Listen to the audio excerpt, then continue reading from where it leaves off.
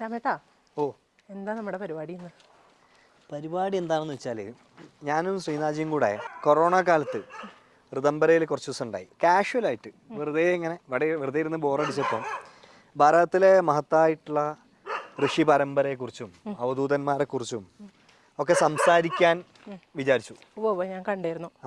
പക്ഷെ അത് വീഡിയോ ആക്കുന്നതിന് മുമ്പേ ഞങ്ങളെ ദിവസമുള്ള പരിപാടി അതായിരുന്നു.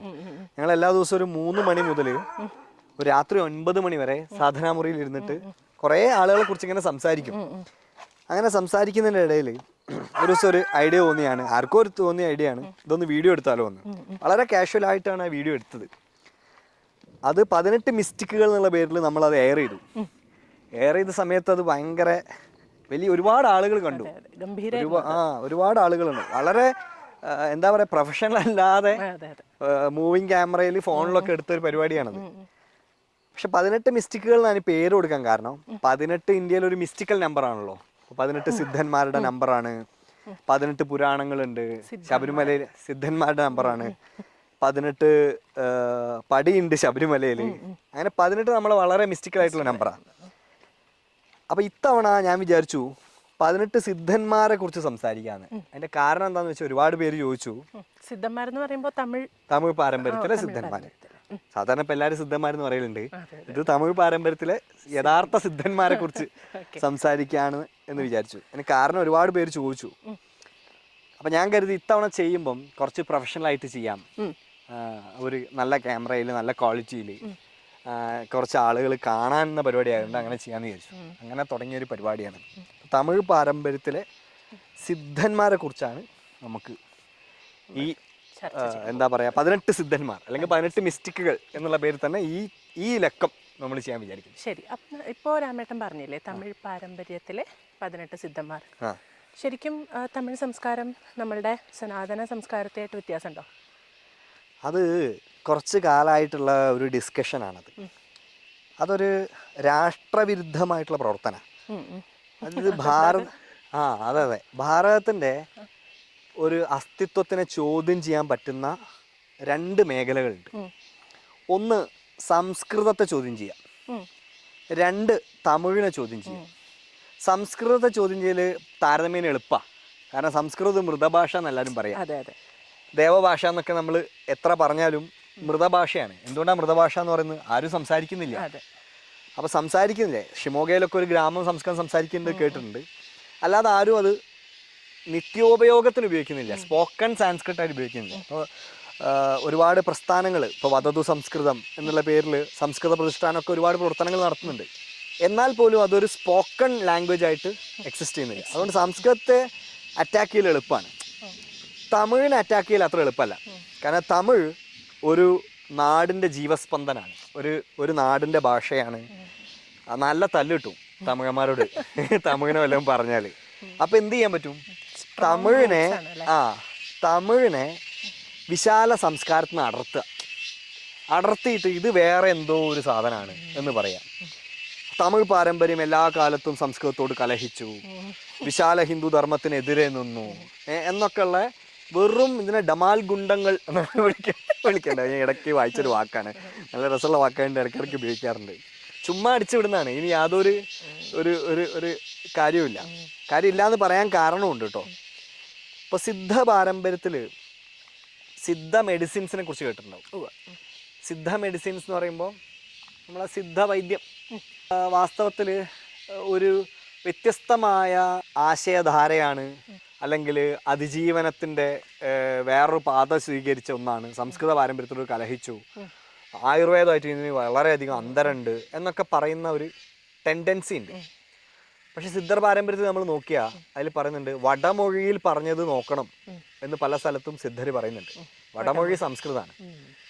അപ്പോൾ ഒരിക്കലും സംസ്കൃതത്തെയും തമിഴിനെയും അടർത്തി കാണാൻ സാധ്യമല്ല.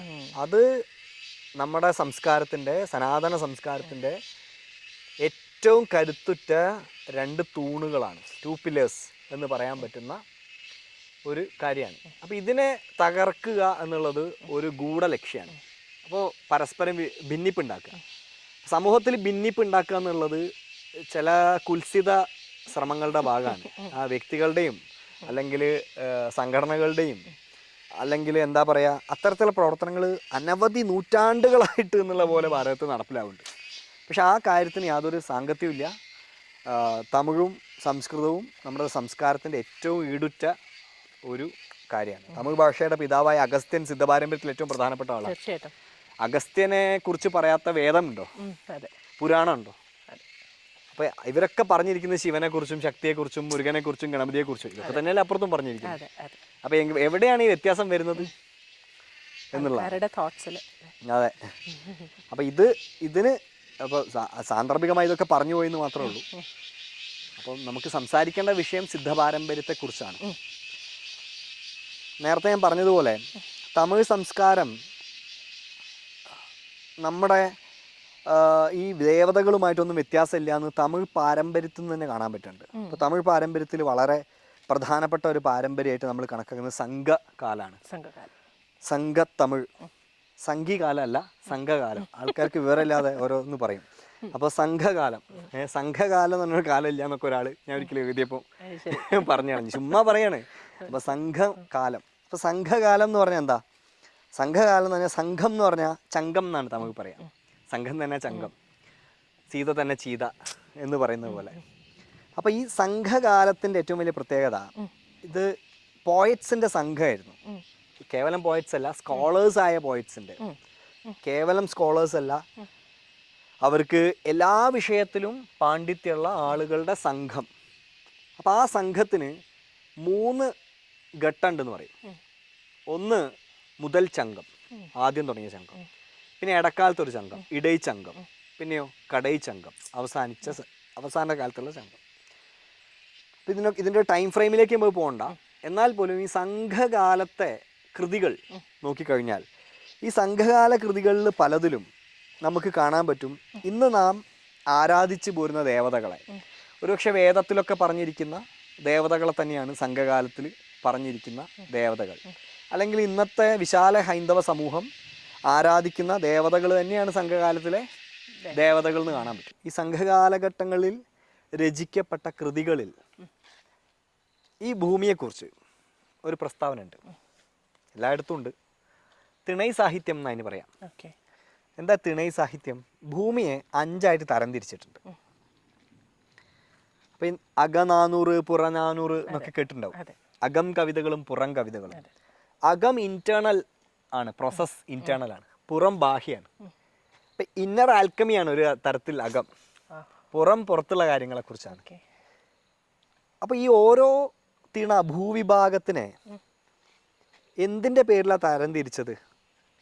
പൂക്കളുടെ പേരിലാണ്, അല്ലെങ്കിൽ അവിടെ ഉണ്ടാവുന്ന മരങ്ങളുടെ പേരിലാണ് എന്ന് പൊതുവിൽ മനസ്സിലാക്കാം. ഒരുപാട് അതിനെക്കുറിച്ച് ധാരാളം പഠനങ്ങൾ നടന്നിട്ടുണ്ട്, ഇത്ര ഡീറ്റെയിൽസിലേക്ക് പോവല്ല. അപ്പോൾ എന്താണത് എന്നുള്ളതാണ് ചോദ്യം. നമുക്ക് ഇപ്പോൾ ഈ സ്ഥലം നോക്കൂ, ഇതൊരു കുന്നാണ്. വാഗമൺ ഒരു കുന്നാണ്. വാഗമൺ, വാഗയായി ബന്ധമുണ്ട് അല്ലേ? ഇവിടെ കുറിഞ്ഞിയാണ് ഇവിടുത്തെ. അപ്പം നീലക്കുറിഞ്ഞി പൂക്കുക എന്നൊക്കെ കേട്ടില്ലേ? കുറിഞ്ഞി തിണ്ണ എന്നാ പറയാ. കുറിഞ്ഞി തിണ്ണ കേവലം തിണ്ണ മാത്രമല്ല, തിണ മാത്രമല്ല, തിണയിൽ അതിൻ്റെ അടിസ്ഥാന ദേവതയായിട്ടൊരു ദേവത ഉണ്ട്, ഒരു ദൈവമുണ്ട്. ആ ദൈവത്തെ ചേയോൻ എന്നാ വിളിക്കുക. ചേയോൻ എന്ന് പറഞ്ഞാൽ ചുകന്ന ദൈവം, ഒരു കുട്ടിയത്. അതൊരു അമ്മയുടെ മകനാണ്. അമ്മ ആരാ? അമ്മ കൊട്രവൈയാണ്. കൊട്രവൈ ചിറുവ എന്നാണ് വിളിക്കുന്നത്.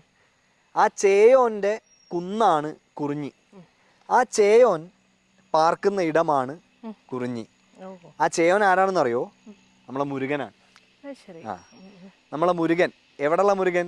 തമിഴകത്തിലേക്ക് വരുന്ന സമയത്ത്, വിശാല തമിഴകത്തിൽ അന്ന് മുരുകൻ ആ മുരുകൻ തന്നെ ചേയോൻ എന്ന ഭാവത്തിൽ കുന്നിൻ്റെ അധിപതിയായിട്ടുള്ള ദേവതയായിട്ട് നോക്കുമ്പോൾ കേരളത്തിൽ ചാത്തനായിട്ട് വരും.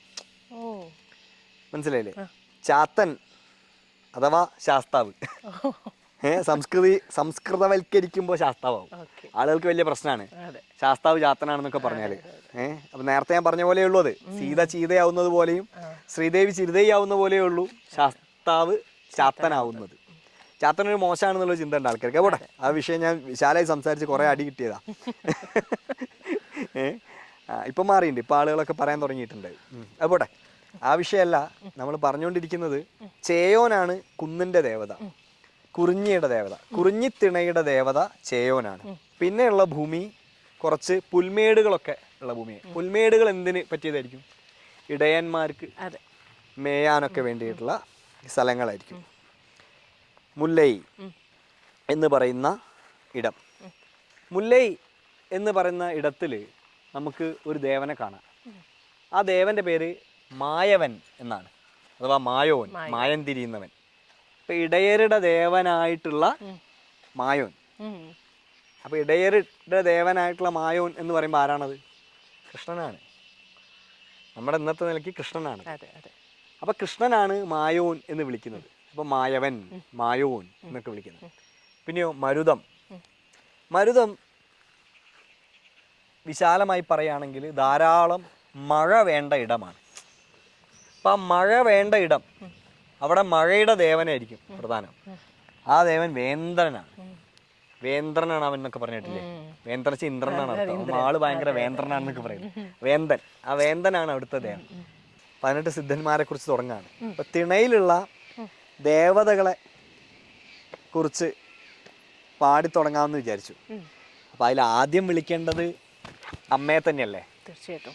അപ്പോൾ കൊട്രവയെ കുറിച്ച് ചിലപ്പതികാരം എന്താണ് പാടുന്നതെന്ന് ബാക്കി പാടിയ നമുക്ക് എല്ലാവർക്കും കേൾക്കാം.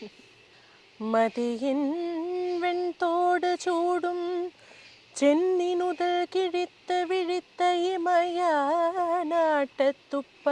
വാഴ്ചിത്തവള വാൾനകൈച്ചി നഞ്ചുണ്ട് കറുത്ത കണ്ടി വെഞ്ചിനത്ത് അറവുനാൻ പൂട്ടിനെടുമலை வளை தோள் துளையே இற்றுறக்கச்சுடை முளைச்சி வளையுடை கையேர் சூலமேந்தி கரியின் உரிவை போர்த்தனங்காகிய அரியின் உரிவை மேகலையாட்டி ചിലമ്പുങ്കഴലും പുലമ്പുഞ്ചാടി വലമ്പട് കൊത്രത്ത് വായുവാട്കൊത്രവൈ ഇരണ്ട് വേറുരുവിൻ തിരണ്ട തോൾ അവുണൻ തലമിജை நின்ற தைய